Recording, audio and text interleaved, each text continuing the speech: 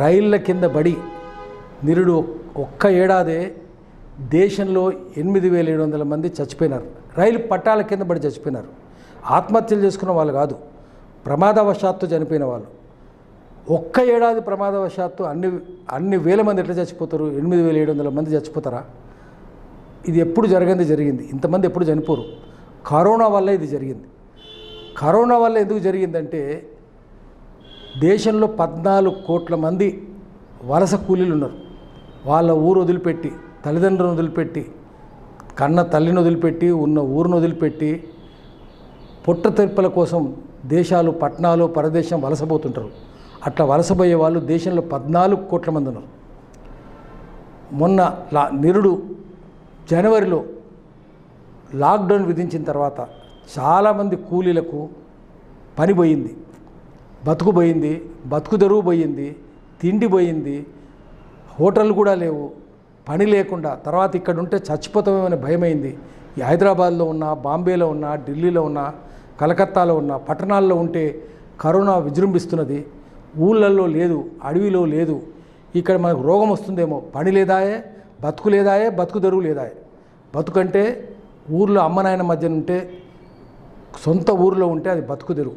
అది బతుకు తెరువు కాదు. బతుకు తెరువు అంటే జీవనోపాధి, ఉపాధి. అది ఆ ఊరిలో ఉపాధి లేదు కానీ బతుకున్నది. పట్టణాల్లో బతుకు తెరువు ఉన్నది, లైవ్లీహుడ్ ఉంది. టిఎస్ ఇలియట్ రాసినాడు, oh Lord, where is the life which I lost in livelihood, where is the life which I lost in living. Living అంటే బతుకు తెరువు. బతుకు తెరువులో పోగొట్టుకున్న బతికేది ప్రభు అని అన్నాడు. అట్లాంటిదే. కానీ మరి 8,700 మంది ఎందుకు పోయినారంటే ఒక్కసారి లాక్డౌన్ పెట్టినారు, పని లేదు, తిండి లేదు, పిల్లలు అలమటిస్తున్నారు. ఒక్కరోజు, 2 రోజులు, వారం రోజులు ఉన్న డబ్బులు అయిపోయినాయి. ఆ తర్వాత హోటళ్ళు కూడా లేవు, తినుబండారాలు కూడా లేవు, పల్లీలు కూడా కొనుక్కోవడానికి లేదు, పైసలు లేవు, కొనుక్కోవడానికి తిండి లేదు. మరి ఏం చేయాలి? సొంత ఊరికి వెళ్ళిపోదాం. మనం చచ్చిపోతే ఎట్లాగ చచ్చిపోతాం? చచ్చిపోతే మన ఊర్లోనే చచ్చిపోదాం, మన అమ్మ నాయన ముందు చచ్చిపోదాం, మన బంధువుల ముందు చచ్చిపోదాం. ఇక్కడ అనాథ శవాలల్లా కాదు అని చెప్పి చచ్చిపోవడానికే పోతున్నాము, కానీ మా సొంత ఊర్లోనే చచ్చిపోతాం అని పిల్లా జల్లని వేసుకొని, చంకన పిల్లని వేసుకొని, నెత్తిన మూట పెట్టుకొని మైళ్ళు నడిచిపోయినారు. 2,000 కిలోమీటర్లు రోడ్డు మీద నడుచుకుంటూ పోయినారు. చెప్పులు విరిగిపోయినాయి, చెప్పులు లేవు, అయినా నడుచుకుంటూ పోయినారు. కాళ్ళకు బొబ్బలెక్కినాయి, రక్తాలు గారుతున్నాయి, అయినా నడుస్తూనే, కాళ్ళు ఈడుస్తూనే పోయినారు.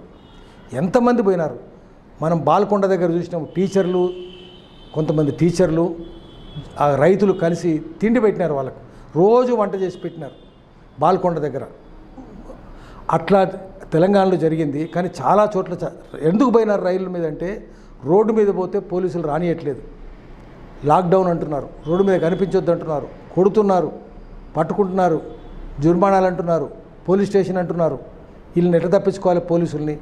రైలు పట్టాల మీదకి వెళ్ళి నుంచి పోతే పోలీసులు ఉండరు. ఒకటి, రోడ్డు మీద పోతే పోలీసులు లేకపోయినా రోడ్డు మీద పోతే దారి తప్పుతామో, ఎటు పోతామో తెలియదు మనకు.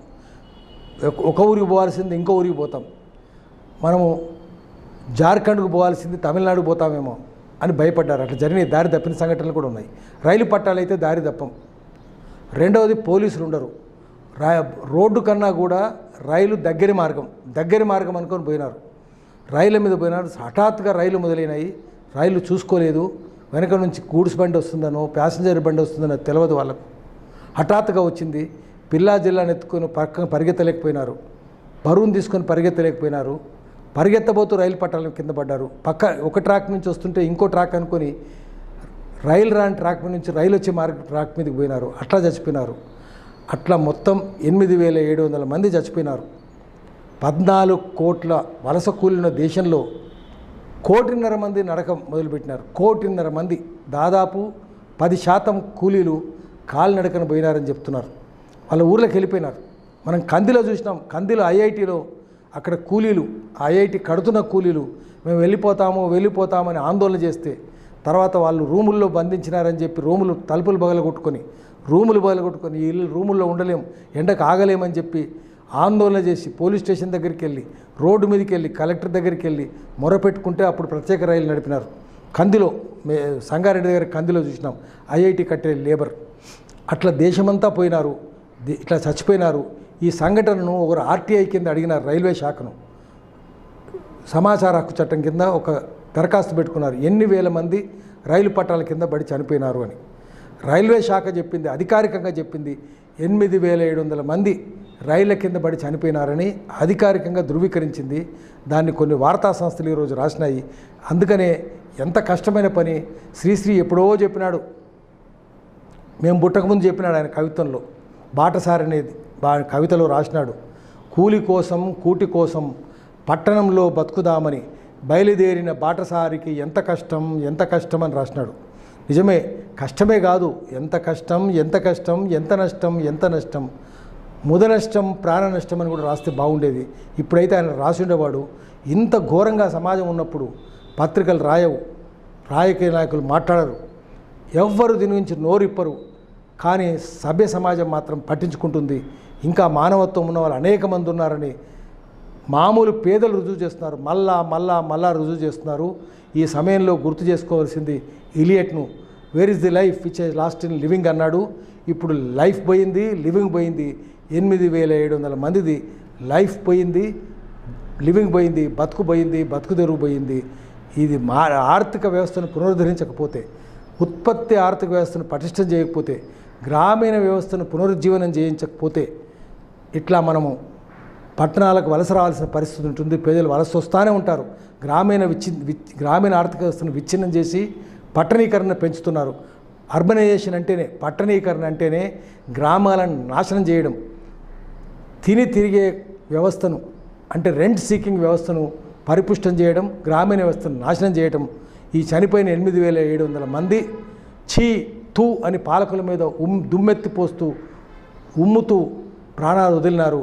పాలకులు ఇప్పటినైనా గ్రహించాలి, ప్రజలకు జవాబుదారీగా ఉండాలి. గ్రామాలకు బొండి, ఓ ఎమ్మెల్యేలారా ఎంపీలారా, రోజు గ్రామాలకు బొండి, వలస కూలీలను పట్టించుకోండి, వాళ్ళ జీవనం మెరుగుపరచండి. లేకపోతే మీకు కూడా వాళ్ళ శాపాలు తగులుతాయి, పురుగులు పడి చేస్తారని గ్రహించండి.